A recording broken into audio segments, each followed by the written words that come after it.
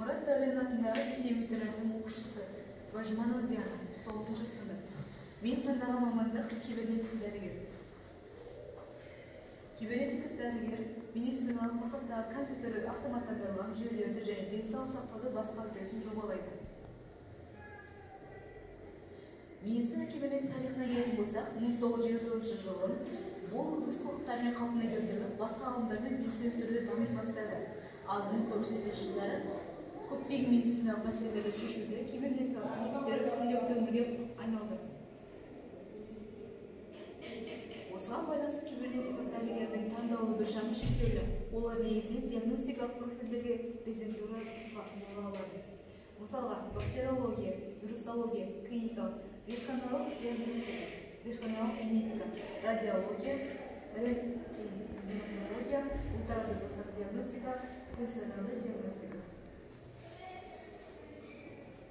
Қазақстанның кибернетик дәрігеріне келетін болсақ, ЖО-ның Астана медицина университетінде Нұрсұлтан атты мекемесі бар.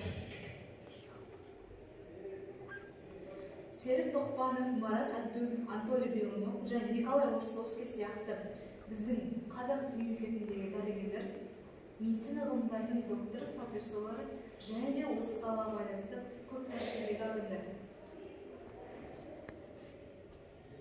Болашақ мамандық оқуды аяқтағаннан кейін және дипломдық жұмыстың қорғағаннан кейін түлектер кибернетикалық дәрігер біліктілігін алады.